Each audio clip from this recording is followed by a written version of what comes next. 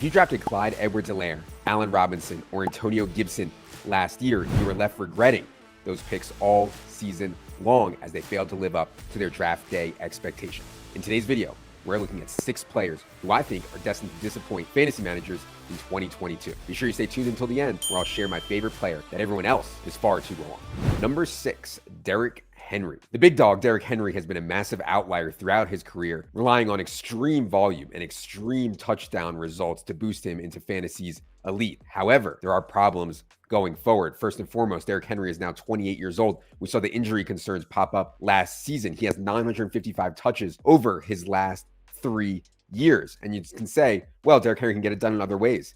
He can get it done in other ways. Derrick Henry had a 3.8% target share in college and has never exceeded an 8% target share in any of his NFL seasons. Furthermore, last year, Derrick Henry had the second worst broken or missed tackle rate of any running back with 200 or more carries.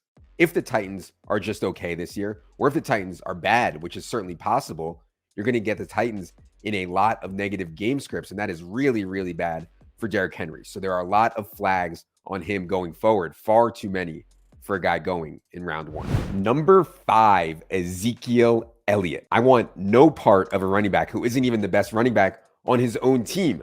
Tony Pollard bested Ezekiel Elliott in broken tackle rate last year. Tony Pollard also had higher yards per attempt, first down rate, and was better in just about every single advanced metric. Zeke is not nearly as explosive, and now his offensive line is no longer the elite unit that it once was. I would consider Dallas' offensive line somewhere in the middle of the pack this year. That is a major problem. On top of that, the Cowboys have to play the Bucs, Bengals, and Rams in 3 of their first 5 games. Zeke will open the year as the starter. Zeke will open the year as the feature back, mainly because he's making $90 million per year. But if the Cowboys are 1-4 or 2-3, we should see more and more Tony Pollard as the year moves along. The Cowboys need to find wins, not appease Zeke's contract. Number 4, Michael Thomas. If you have a good memory, you probably remember Michael Thomas as one of fantasy's best players, but this guy has been battling a severe ankle injury for literally 2 years. Still isn't quite 100%. And on top of that, it's getting harder for Michael Thomas, whereas when he was in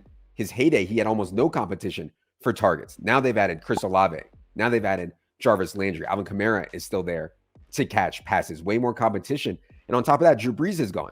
Drew Brees was an expert at throwing those quick hitting slants that Michael Thomas was so successful on. That is not where Jameis Winston likes to throw the football. Injury concerns, quarterback concerns, Sean Payton gone concerns, easy pass on Michael Thomas. Number 3, Damian Harris. Damian Harris was a fantasy star last year because he scored 15 rushing touchdowns on 202 carries. That is an absolutely unsustainable rate, especially because Damian Harris isn't even the best pure runner on his own team. Much like the Tony Pollard, Ezekiel Elliott situation, Ramondre Stevenson is actually the better runner, and I think the Patriots know that. Ramondre outcarried Damian Harris 78-69 from week 11 on after Ramondre's breakout. Damian Harris also does not catch passes, only 21 targets in 15 games last year, so he's going to share the early down work. His touchdown rate is going to regress, and he's not going to catch passes. Easy recipe for a failed season out of Damian Harris. Number 2, Christian Watson.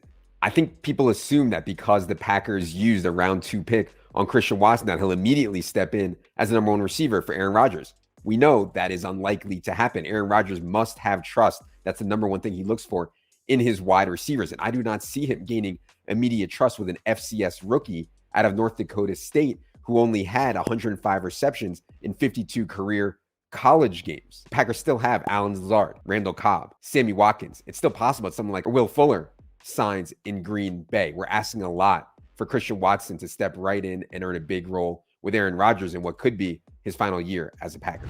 And the number 1 player I won't be drafting this year is Deebo Samuel. Just an absolutely unsustainable, outrageous 2021 season out of Deebo. He averaged 18.2 yards per reception, despite his average depth of target down at 7.8. That was 79th among 94 qualifying receivers in ADOT, according to Pro Football Focus. And he had 8 rushing touchdowns as he played a lot of running back. We know from the offseason, Deebo does not want to play that much running back this year. Trey Lance is also taking over for Jimmy Garoppolo as a starter. I expect Trey Lance to be less efficient than Jimmy Garoppolo was As a thrower, I expect the 49ers to implement an even more rush-heavy attack with inexperienced Trey Lance under center. And so what we have is Deebo Samuel going in the second round with unsustainable touchdowns, unsustainable efficiency, and a more rush-heavy attack. Easy fade on Deebo Samuel.